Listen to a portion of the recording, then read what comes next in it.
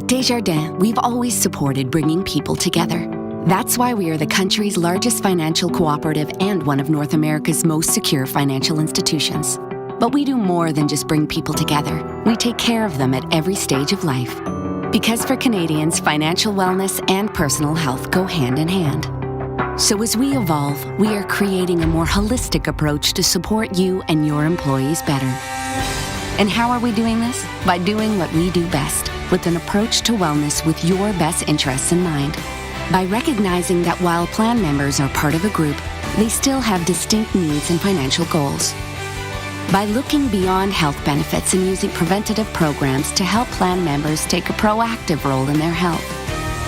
By empowering our people to ask the right questions so they can provide the right solutions.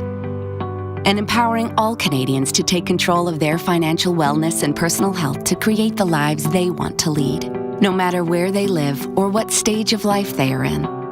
We are in the business of helping people live fuller lives. And we know that in life and in business, when we work together, everyone benefits.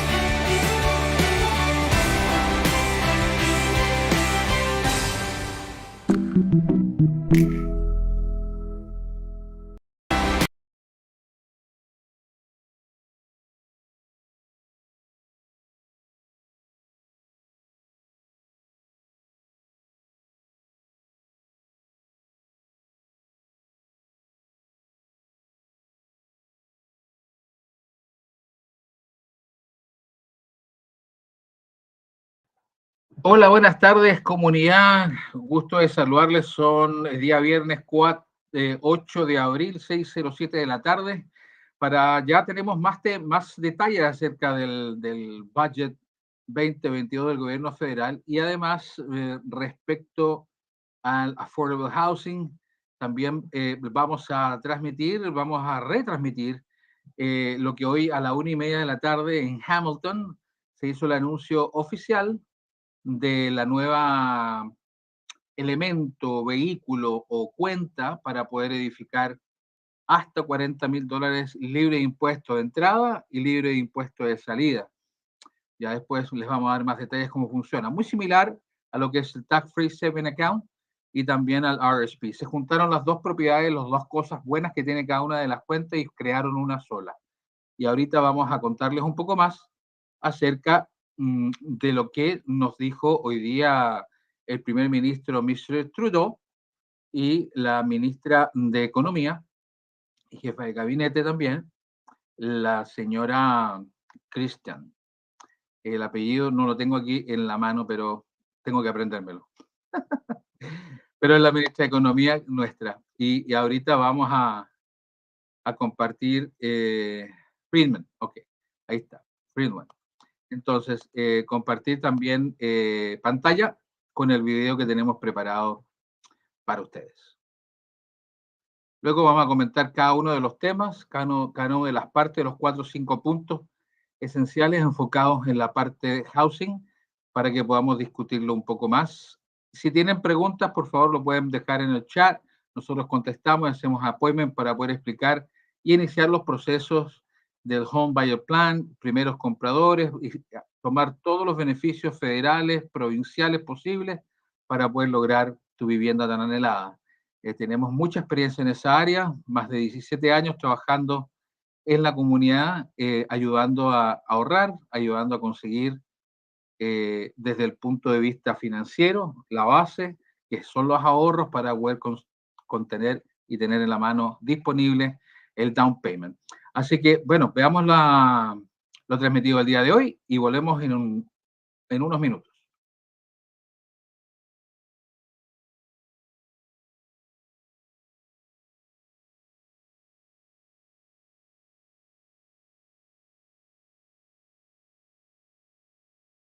Minister Huson, Minister Gould, Minister Tassi, and MP Collins to Hamilton Mountain today for an important announcement that is so critical to families all across Canada, especially here in Hamilton. we're in the thick of a housing crisis. Minister Huson was here with me on the campaign trail. That's what we heard at the doors. The average house price in Hamilton is now over $1 million. It's surreal even to think about it. And many of our constituents are worried about being able to afford their own home. As a parent of a teenager, I really get you're also worried about your children, how they'll be able to afford a home. And the cost of living keeps going up too. But we have a plan, and it's a good plan. The budget Deputy Prime Minister Freeland presented yesterday, it includes solid strategies for making housing more affordable for all Canadians. I'm incredibly proud to be a part of this government that's making these responsible investments to make it easier for my constituents and for all Canadians to buy a home. And so the first time I met the Prime Minister and the Deputy Prime Minister, I was still a journalist. It's still weird for me to be on this side of the news conference. It was like 2013, 2014. I don't know if you'll remember this, but you were running for your seat for the first time. And we were meeting at Tim Hortons for the campaign. And the first thing I was told was that the leader of the party at that time, not quite Prime Minister yet, wasn't supposed to do any media. And when he got there, the first thing he said was, "I'm not supposed to do any media, but whatever." And he took the time and he answered all the questions.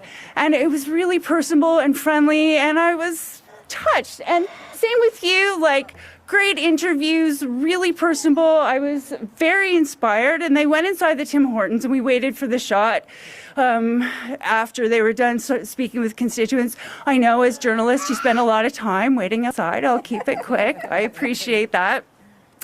But as you were coming out of the Tim Hortons, a man walked up to you and you talked for a minute and then you started hugging and you were both crying. And I was like, I didn't understand what was going on. And you took the time, you came over, I didn't even have to ask, and let me know that you had just encountered by surprise a former RCMP officer who had guarded you when you were a little boy. And I was verklempt. I wasn't supposed to feel that way as a journalist, but it was a beautiful first meeting, and I've been inspired ever since. So thank you very much for being here today. And thank you for the leadership that you've given us over the past 6 years. And so with that, I would like to turn this over to Prime Minister Trudeau now to talk about a subject discussed by so many families here on Hamilton Mountain and across the city every day, affordable housing.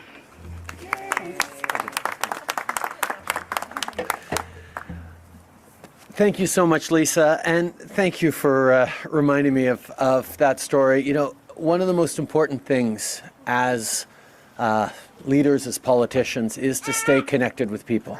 And over the years, I've been able to travel to Hamilton and come here a number of times for great announcements, but right across the country as well, where you spend time hearing about the concerns people are facing and try very much to build solutions that are going to respond to them. And that's the work that we have to do as politicians. And there's a lot of time for cynicism and criticism, absolutely. But at the same time, the incredible hard work done by MPs like you, Lisa, by the team we have here, is first and foremost always focused on connecting with people and working with them to build a better future for themselves, for their communities. That's why I'm so glad to be here with the Deputy Prime Minister, with Ministers Gould and Tassi and Huson, and Chad Collins as well, local MP. Yesterday, Christia presented our 2022 budget. It's a plan to make life more affordable for Canadians and grow our economy. A plan that invests in people.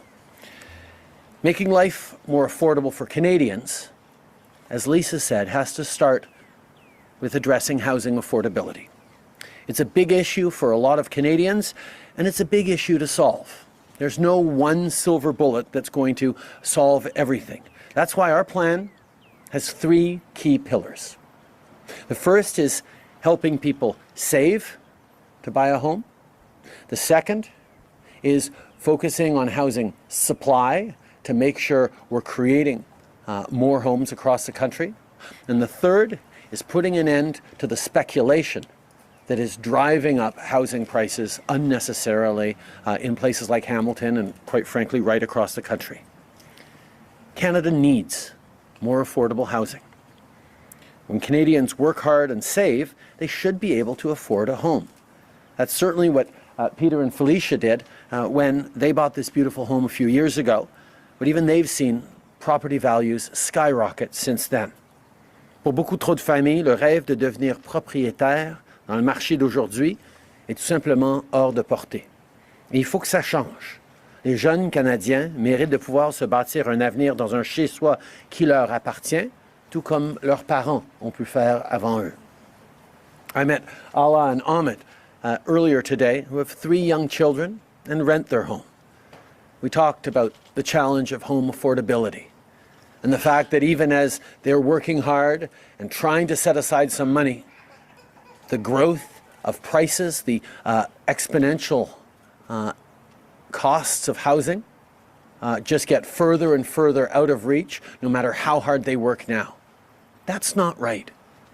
In a country like Canada, we should be able to make sure that people who work hard, who want to start a family in communities they love, should be able to find a home. Well, we need solutions that'll work for them and for Pete and Felicia and for families right across the country. And every family is facing different situations, which is why we're putting forward a range of solutions that each of them will help. One of the many challenges for Canadians is to be able to save enough money for a down payment. So to help people do just that for their first home, our budget introduced the new tax-free first home savings account, where people can save up to $40,000 tax-free. And that's tax-free on the way in, and it's tax-free on the way out as well. Plus, we're going to double the tax credit they get when they'll buy their first home, which means an extra $1,500 in their pockets. Pour rendre le logement plus abordable, il faut aussi s'attaquer à la pénurie de logements. La population du Canada continue d'augmenter, mais l'offre des logements n'est pas en train de suivre. Et pendant trop longtemps, trop de gouvernements ont négligé le problème. So we need to attack the challenge of supply. This budget puts Canada on a path to double housing construction over the next decade, and that'll mean working with provinces, territories, municipalities, and builders. The new Housing Accelerator Fund will help municipalities, including small towns, unlock supply. We're also investing in clean, energy-efficient housing, and we're investing $4 billion to close the Indigenous housing gap.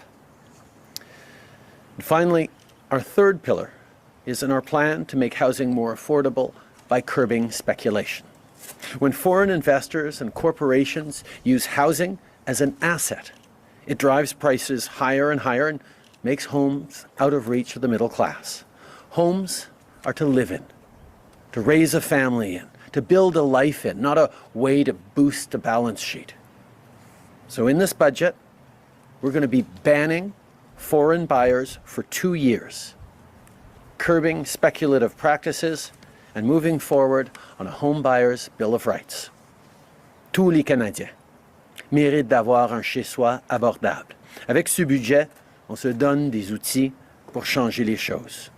These targeted measures will help millennials and all middle-class Canadians achieve their dream of owning a home. Budget 2022 continues our work to help build a strong recovery. Today's historic job numbers show Canada's unemployment rate is now at 5.3%, the lowest in decades. Our plan is working, but we need to keep working to make sure that as our economy grows, it brings everyone along. I know for a lot of families, it does feel like there's a bit of a disconnect. We talk about how the job numbers are great. We talk about how the economy is growing. But they're having trouble affording their groceries, and the dream of home ownership seems further and further out of reach. That's why the work we're doing in government is focused on making sure that even as the economy grows, which we want, all Canadians get to benefit. That's where things like childcare, things like housing supports, things like investments in students, investments in seniors, all help us move forward in the right direction. To talk about more on that, I'm very happy right now to turn it over to our extraordinary Finance Minister, Chrystia Freeland. Chrystia. And thank you for that too. I need a little bit of a boost.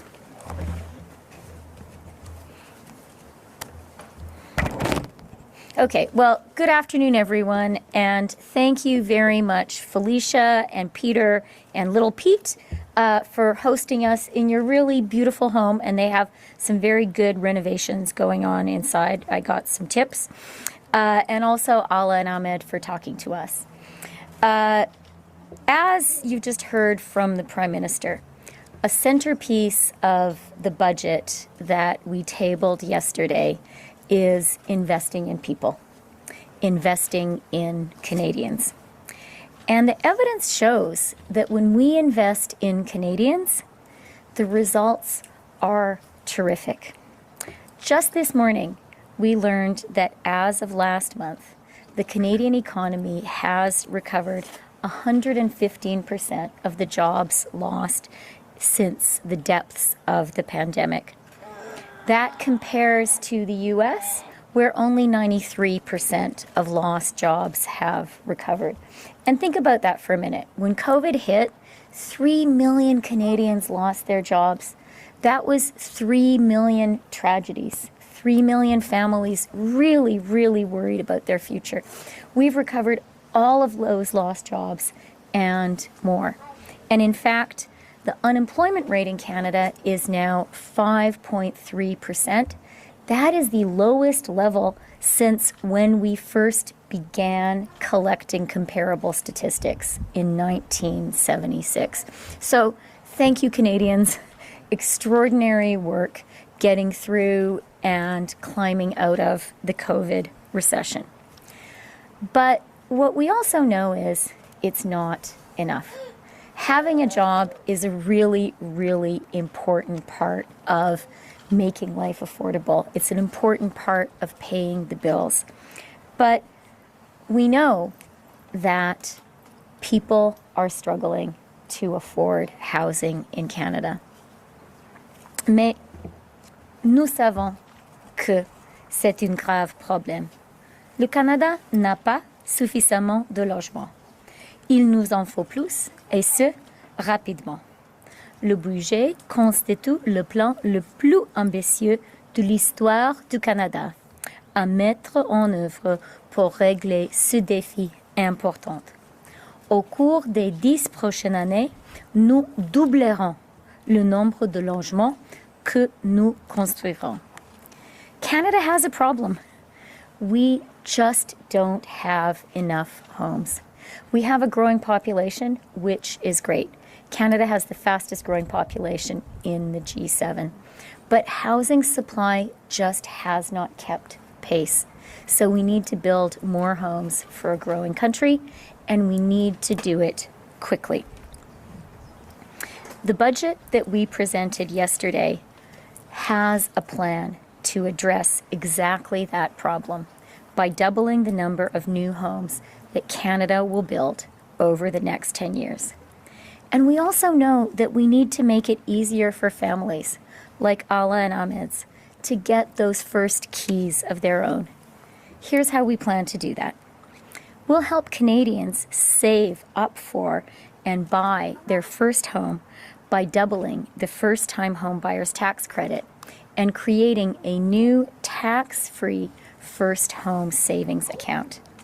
We're going to stop foreign investors from buying up properties, and we're going to ensure that houses in Canada are used as homes for Canadian families and do not become a speculative financial asset class.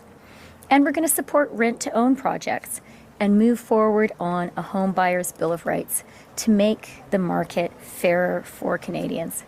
We need housing that is affordable for everyone. And that means we have to keep on investing to ensure an entire generation of Canadians are not priced out of owning a home. As Canada grows and as our growing country becomes more prosperous, we're going to need to continue to invest year after year after year in building more homes for our growing country That's what we set out to do in the budget we tabled yesterday. And I now have the real privilege of turning over the mic to my colleague, my friend, Minister Ahmed Hussein, and he's the guy who is in charge of implementing this fantastic housing plan. Over to you, Ahmed.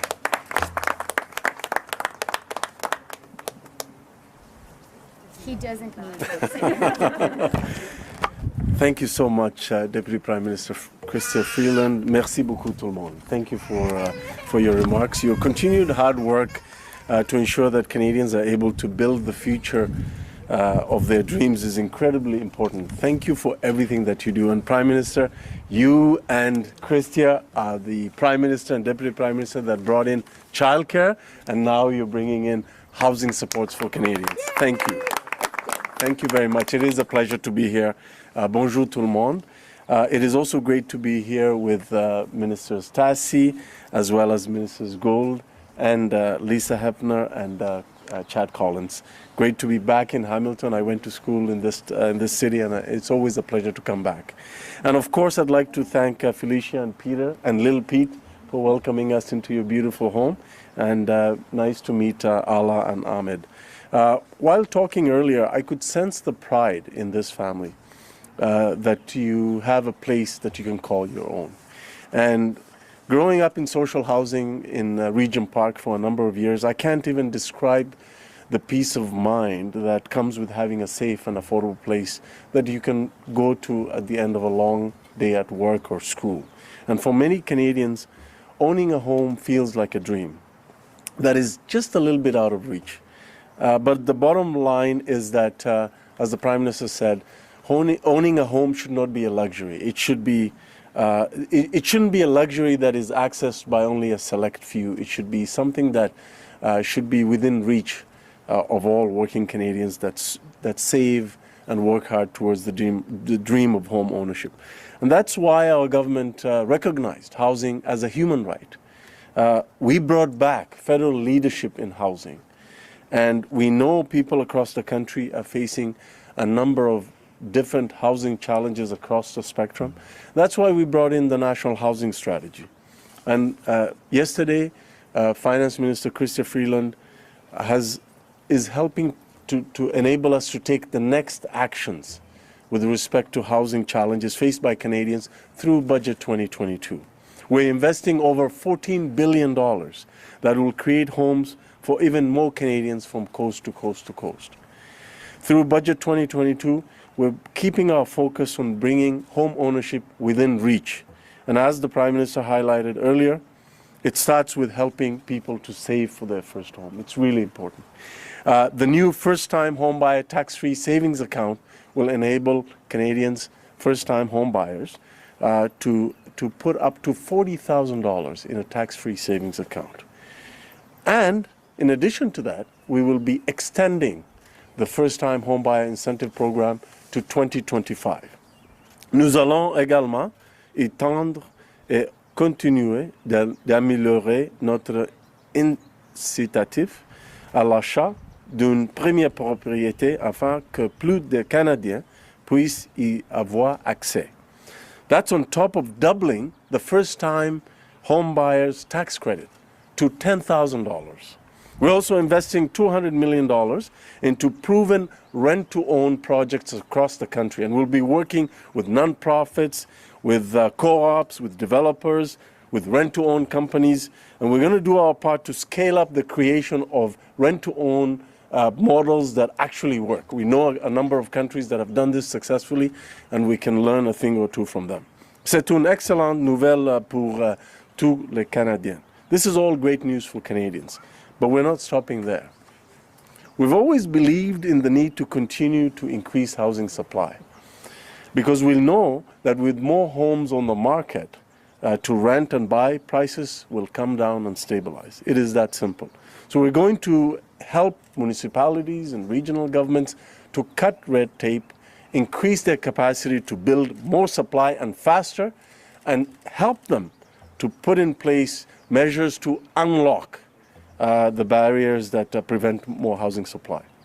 That is why we're putting forward $4 billion over 5 years in a new housing accelerator fund, which will work to make sure that each and every Canadian has a home that they deserve and that their dream of home ownership cannot wait any longer.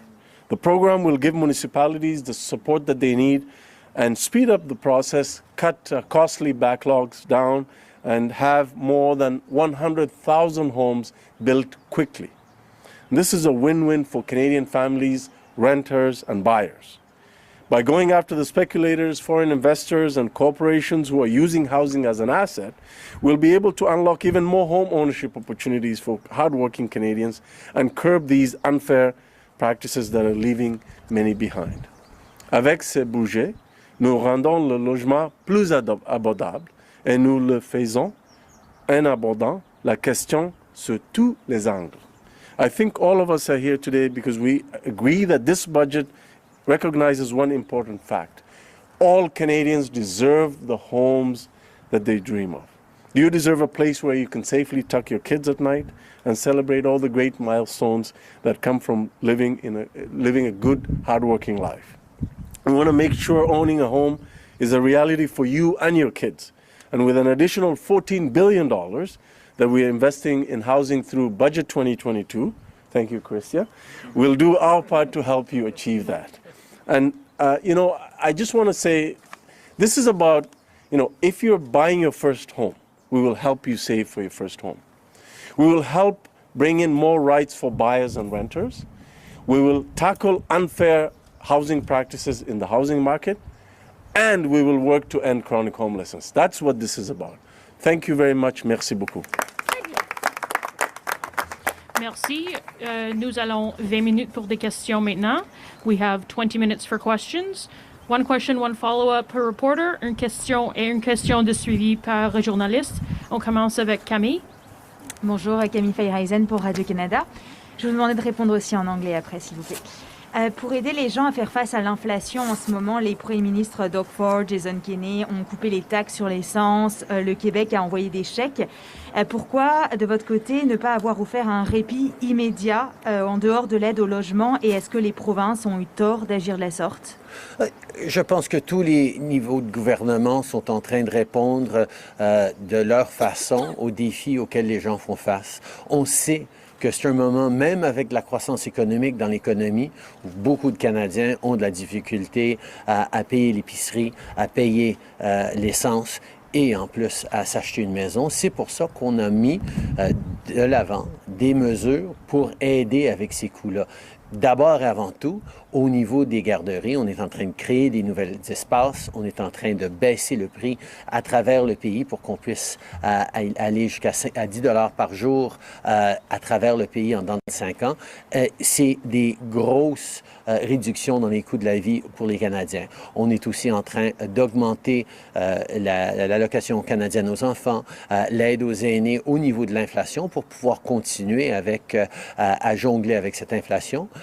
Le grand défi, c'est de pouvoir continuer à être là pour les familles tout en s'assurant qu'on n'est pas en train de contribuer à l'inflation. C'est pour ça qu'on a mis de l'avant un budget responsable qui répond aux besoins des Canadiens et qui va aider à ce niveau-là. I think every order of government is looking at doing what they can to support Canadians through this very difficult time. Even as we're seeing our economy grow incredibly fast and unemployment drop to historically low levels, Canadian families are struggling. The high costs of gas and groceries and Putin's illegal war in Ukraine is going to make that even harder in the coming months. At the same time, buying a home and house prices and rental prices are skyrocketing as well. So we're moving forward with concrete measures that are going to support families without contributing to the inflationary pressures that are making everything more expensive. So whether it's these measures we're announcing today on housing to reduce speculation, to make it easier to save and to increase supply, whether it's things like childcare, fees cut in half this year, and down to $10 a day within 5 years. Those are massive savings for families like Alla and Ahmed's and for Pete and Felicia's. These are things that are concretely going to help make sure that as our economy grows, everyone gets to benefit from it. Merci. Et dans le dossier des transferts en santé, les provinces restent un petit peu sur leur faim. Qu'attendez-vous finalement pour négocier une hausse des transferts fédéraux en santé avec les provinces? Tout d'abord, pendant cette pandémie, le gouvernement fédéral a été là pour les provinces, pour les Canadiens, pour les systèmes de santé à un niveau que j'ai jamais vu. 63 milliards de dollars de plus en investissement du fédéral dans le domaine de la santé, grande partie des transferts aux provinces, pour pouvoir justement passer à travers de cette pandémie qui n'est pas finie encore. Mais nous savons en même temps que nous avons besoin d'investir de façon structurante dans nos systèmes de santé. Cette pandémie a démontré à quel point les gens vulnérables sont extrêmement vulnérables. Nos systèmes de santé sont étirés. Nous devons d'être là en tant que partenaires. Alors, nous sommes en train d'avoir des discussions préliminaires avec les provinces sur comment on peut aller de l'avant pour, oui, augmenter pas seulement les transferts en santé, mais s'assurer que les Canadiens, partout au pays, reçoivent les meilleurs résultats de ces investissements, les meilleures qualités de soins de santé à travers le pays. Ça, c'est le grand défi que les gens réclament pendant et depuis cette pandémie, et c'est sur ça qu'on va continuer à travailler en partenariat avec les provinces. Next question, please. Sylvie Lenbay from CHCH News. When will the new housing plan help people who are struggling right now to find relief? Because I do believe it's 2023 when you can start putting money into the first home tax-free savings account. So what are the immediate changes we can see?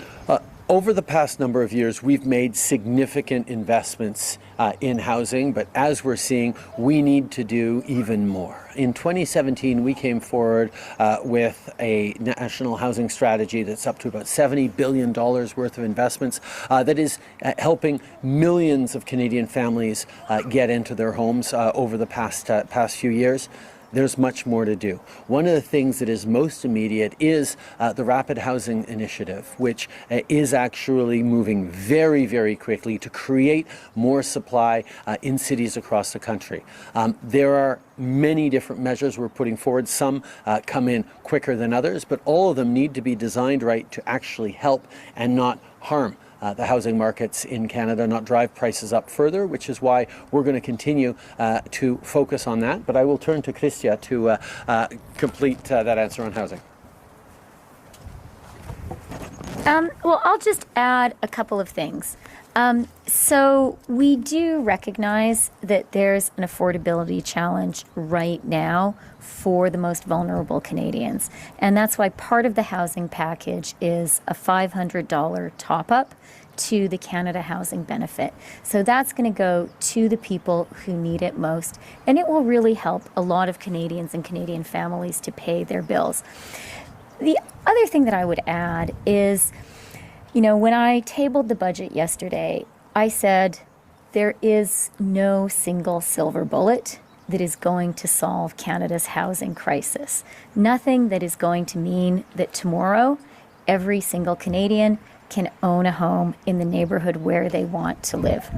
Canadians are smart, and they want us to have a plan which is honest and realistic. And so what we're saying with this plan is, for the first time, a Canadian federal government is recognizing that housing supply is a challenge, and that the federal government must and can step in to clear some of the roadblocks that are preventing more new homes from being built. It's not going to be fixed in one day. It's not even going to be fixed in 1 year. We're going to have to continue to invest and invest and invest. And it's not just going to be the federal government. You know, this is an effort that's going to have to be the federal government, the municipalities, the provinces, the private sector, not-for-profits.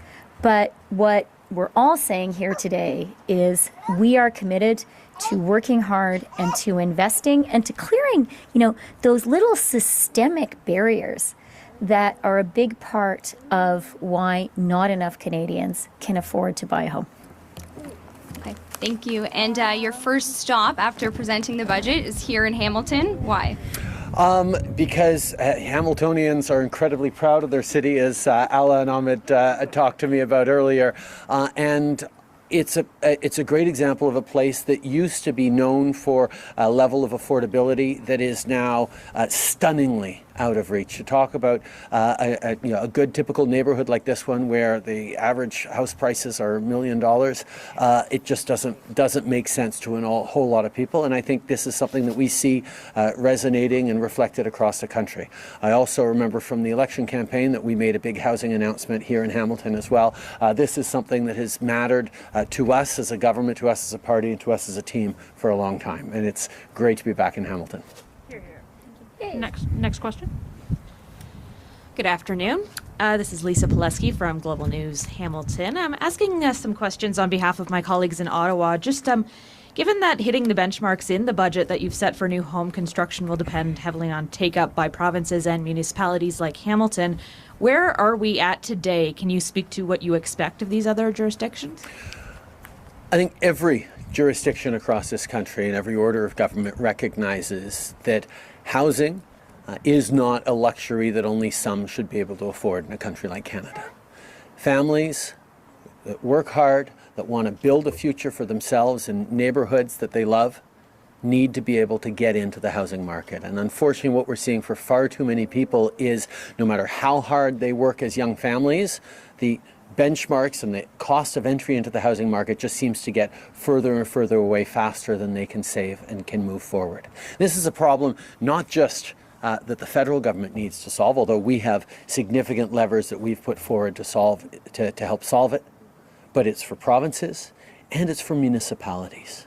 And we recognize, for example, that one of the challenges on municipalities isn't so much that they can put in huge amounts more money, because we all know how strapped municipal budgets are, but with federal investments that are targeting and supporting municipalities to unlock new supply, whether it's by accelerating permitting processes, whether it's by giving them supports for new developments, whether it's looking at conversion of existing stock, whether it's through things like the Rapid Housing Initiative. There are lots of things that an active, engaged federal government can do to help municipalities solve this challenge that they know is a huge reality for all their citizens. So yes, it is going to require all orders of government to work together, but I think we've demonstrated a few things during this pandemic, and one of them is that Canadians want to be there for each other, and the other is that orders of government can work together very effectively to solve crises and challenges, and that's exactly what we're counting on people to do all together for Canadians. And given that the federal government owns so much property in the country, is there a role for the federal government to build homes on its own property to, in effect, become a landlord or residential property developer? I think the federal government knows that there are many things that we can do to help, and making more federal lands available to create housing is a very good idea, but we know that housing developments are best partnered with builders, with municipalities, with people who have the experience in doing it. The federal government is there to create the conditions and the supports to make it happen, and that's why we are so confident that we're going to be able to double the amount of new homes in this country in the next 10 years. Thanks very much. Next question, please. Hi, Nicole Thompson, the Canadian Press. The budget contained few details about how the new dental care program will actually work. Will it be administered by the federal government, or will that be downloaded to the provinces? It's not right that in Canada, whether or not you can get a rotten tooth fixed depends on what your income is, or whether or not you have insurance. That's why moving forward with dental care for low-income Canadians is a priority of ours that we have put at the heart of this budget. We are going to work in partnership with provinces and territories and across jurisdictions to make sure that we are targeting supports first in the first 12 months to kids under 12 from low-income families to be able to access free dental care, and then over the coming years expand it so that every Canadian every Canadian has access to dental care by focusing on making it available to low-income Canadians. This is a priority we've had. There's, as in so many things in this budget, work to do to deliver it. But we demonstrated last year with childcare, where there was a lot of skepticism as to whether or not Canada would actually achieve the childcare benchmarks, that we rolled up our sleeves, we worked on something that really matters to Canadians, and we got national childcare right across the country on cutting fees in half this year, and on our way to $10 within 5 years. Okay, and how will $1.7 billion a year, once the program is fully implemented, be enough to provide dental care to families in Canada earning less than $90,000 annually? Should families expect to receive only very basic dental care? I'm happy to turn over to Minister Freeland for that one. So that 1.7 is actually higher than the PBO costing of the dental care proposal when it was put forward during the election campaign. We worked hard at finance to do some costings of the different stages of dental care that we have said we would deliver. It's sort of a staged approach. And the money that we set aside in the budget reflects those step-by-step costings. As the Prime Minister said, this is money we have put on the table, and now we have to do the work of rolling up our sleeves, working carefully with provinces and territories, and figuring out exactly how we are going to implement this program. And I am not going to claim it's going to be easy or simple. A collaborative approach always takes time, and it takes lots and lots of conversations. That's what all of us here actually discovered in working on early learning and childcare. But it's really the right thing to do. And I think that the challenges Canadians are facing now with affordability have made dental care an even better idea. You know, when I have talked to Canadians, vulnerable Canadians who are struggling with the cost of living right now, people have said to me, you know, groceries are so expensive now, it costs more than it did before to fill up my car or my truck. And I'm not sure I can afford to go to the dentist. I'm not sure I can afford to take my kid to the dentist.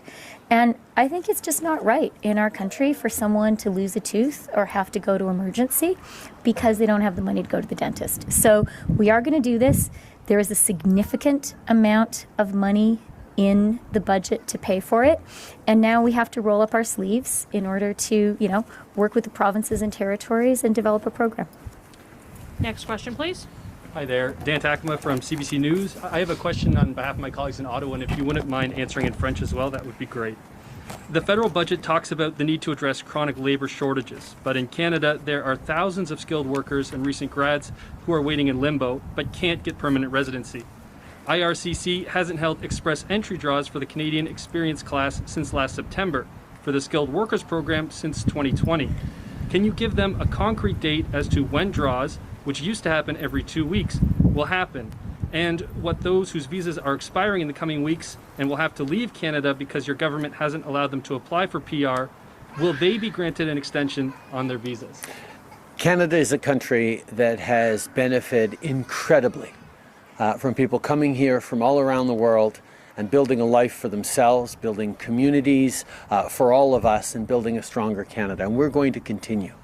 Obviously, the 2 years almost in which Canada had closed its borders because of COVID-19 created challenges and backlogs and delays in getting in the labor force that we need, getting in the new Canadians that we need to build the future. And that's why the Department of Immigration is working incredibly hard with some of the most ambitious targets Canada has ever seen, over 400,000 new Canadians to be coming in this year.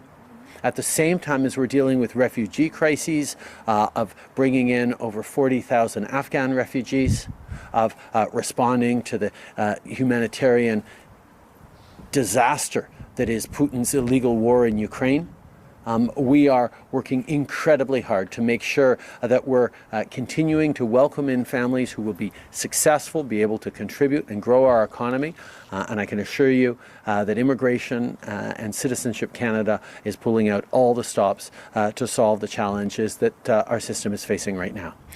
l'immigration est une partie essentielle de notre avenir en tant que pays. Ça bâtit ce pays jusqu'à ces jours-ci et nous allons continuer d'investir pour s'assurer qu'on a le meilleur système au monde. Et évidemment, avec les 2 ans où qu'on a eu des frontières fermées aux nouveaux arrivants, on a accumulé des délais, on a besoin d'accueillir encore plus de monde plus rapidement. On a des cibles de plus de 400 000 nouveaux Canadiens cette année. En plus de tout le travail qu'on est en train de faire sur les réfugiés, que ce soit les Afghans ou les Ukrainiens ou d'autres, nous allons continuer d'être là pour assurer un système d'immigration rapide, fort et équitable. Thank you. Hamilton, like a lot of cities across Canada, has seen a lot of new subdivisions go up and be built. But those houses are not only unaffordable to a lot of people, they also don't seem to lower the price of the older housing stock. You talked about this neighborhood and the prices they're seeing here, $1 million. So how will you make new housing built that is actually affordable, and how are you defining affordable? And if you wouldn't mind French as well. One of the things we've been talking about is that there needs to be a range of measures we put forward to address the housing crisis across the country. The first one is to make sure that Canadians have an easier time of saving up for their first home. But we're also going to be investing in supply to create more supply. We're also going to be stopping speculation. So many of the new homes are being looked at as assets, as investments, as opposed to places to raise families and create communities.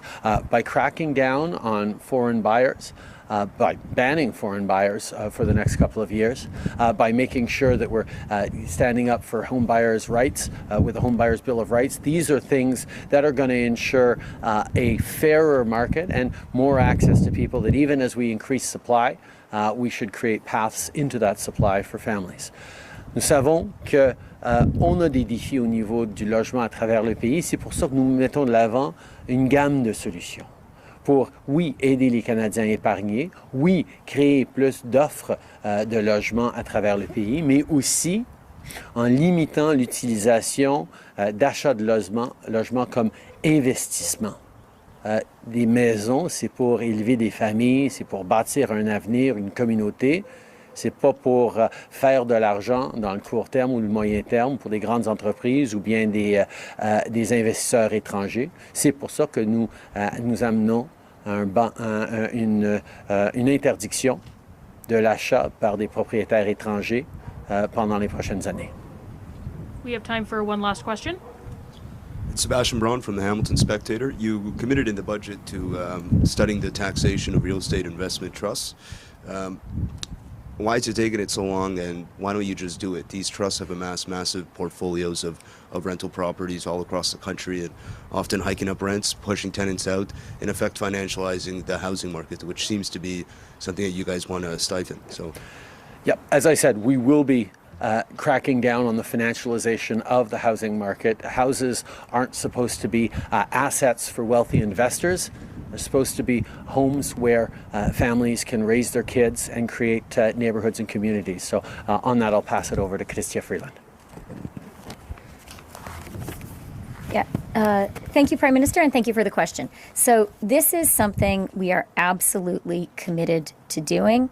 We were very clear in the budget, and the Prime Minister has been very clear today, that our government believes the financialization of housing is a problem. We believe that houses should be homes for Canadian families, not a speculative financial asset class.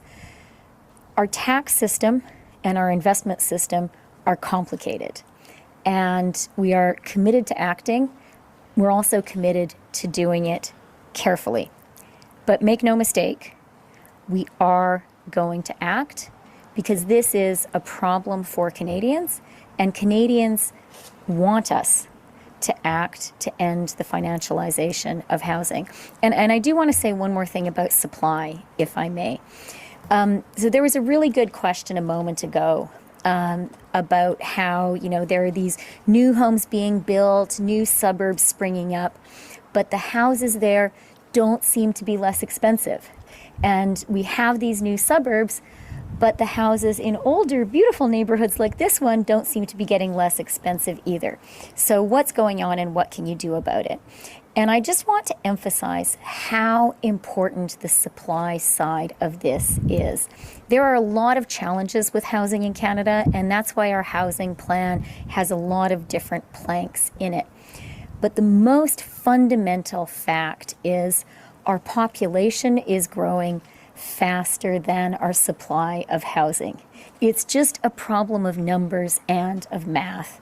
And as a country, we want to be a growing country. And it is great that we are a growing country. But in order to be a country that grows in a healthy, sustainable way, we just have to build more homes. And at its heart, that's what this plan is about. Thank you. We'll take your last question. House flipping is a big issue here in Hamilton, and I know in the budget you guys spoke about some measures that will look to handle this problem. People buy a home and sell it in less than 12 months.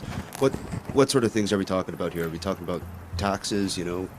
Yeah. We are talking about the fact that if someone buys a house and resells it within 12 months, they're not going to get the same kinds of advantages, tax advantages, that someone would get when they sell their primary residence after having lived in it for many years. We do not want people to think of buying homes as a way to make money rapidly. Homes should be for families to grow in, and quite frankly, the folks who are using them as investment vehicles by flipping should not be getting the same kinds of advantages that families like Peter and Felicia will have when they choose to upgrade in a few years from this beautiful home. They should not be treated the same way as a speculator who's flipping a home every year. These are things that we're moving forward on the budget. Again, with the focus on making sure that families across this country can get into their first home, can start that path towards building a better future for themselves and their kids. Thank you. That concludes today's press conference. Merci. Ceci met fin à la conférence de presse. Merci tout le monde.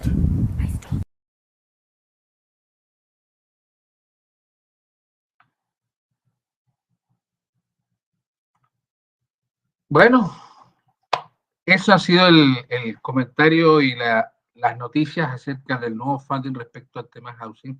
Ahorita yo les voy a compartir una parte de esto, lo tenemos acá ya separado para ir observando cada una de las etapas de este proceso. Lo vamos a poner en grande. Acá dice construir más casas es el primer paso que está en el programa habitacional a nivel Canadá, a nivel federal. Duplicar la tasa de construcción en los próximos 10 años, incentivar a las ciudades para que construyan más viviendas, construir nuevas unidades accesibles más rápido, incluso para los inquilinos y los más vulnerables, creando una nueva generación de viviendas cooperativas, lo que había hecho mención y puesto en el chat. También les voy a dejar el link del gobierno para que ustedes puedan revisar todo, ¿sí? Los tiempos que ustedes tengan libres, aquí se los voy a dejar. Ahí está. El segundo paso, el subpunto del programa, dice ayudar a los canadienses a comprar su primera casa.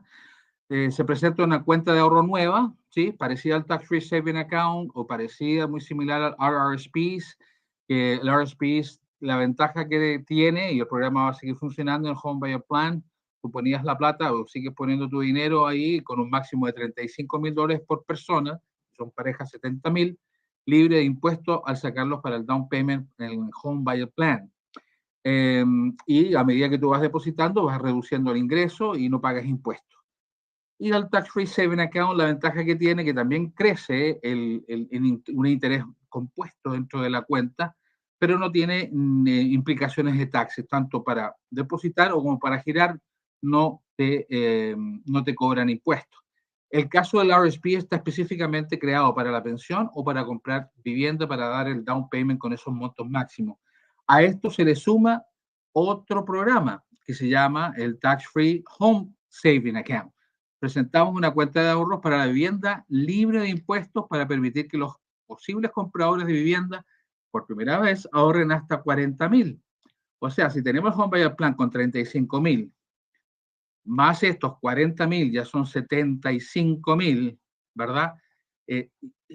Para una sola persona, sabemos los costos de las viviendas. Entonces, la idea es hacer más casas para bajar los precios y con un down payment máximo con esos valores de 35, 40, sumando los dos. Nosotros podemos también en la compañía, en Exploring Solution con Desjardins y nuestros asociados con el B2B Trust, generar un préstamo específico para lograr con más rapidez reunir ese monto de dinero. Y para más detalles, pues, ustedes nos contactan y con mucho gusto hacemos una evaluación virtual gratuita, ¿ok? Decía, primera vez de ahorran hasta $40,000 por su primera vivienda. Duplicar el crédito fiscal para compradores de vivienda por primera vez para brindar más apoyo a los canadienses que compran su primera casa. Apoyar proyectos en el alquiler, con opción a comprar, rent to own, ¿verdad? A comprar para ayudar a los inquilinos a convertirse en propietarios. Y la tercera punto que está enfocado, ya faltan dos más, es proteger a los inquilinos y a los compradores, avanzando en la declaración de derechos de los compradores de la vivienda, asegurar que la vivienda sea para los canadienses y no para las grandes corporaciones. ¿Ok? Y el punto 4 es prohibir, este es el resumen, prohibir a los compradores extranjeros, corporaciones, empresas fuera de Canadá, en tomar medidas energéticas contra la especulación. Va a ser un ban de 2 años, una restricción de 2 años, para no hacer compras desde el exterior. Se prohibir nuevas propiedades extranjeras de viviendas canadienses. Hay unas excepciones que ahorita las vamos a contar, canadienses durante los próximos 2 años para garantizar que los canadienses tengan más acceso a ofertas, ¿no? A tener la compra de vivienda, a tener más inventario para poder tener más opciones, porque obviamente si te compran de afuera y tú no tienes opciones para comprar acá adentro, ¿con quién estamos compitiendo? Con empresas grandes que compran montones de casas y después las revenden, ¿no? Entonces eso se va a parar por 2 años para darle más prioridad a los residentes canadienses y a los canadienses, ¿no? Dice Ciudadanos, establecer un impuesto contra la inversión en propiedades residenciales que requiera que la propiedad se mantenga durante al menos 12 meses para tomar medidas energéticas contra la especulación. Esto que hay una excepción para casas de agrado, ¿no? Cottage, ese tipo de cosas que también están en el link que yo les acabo de postear.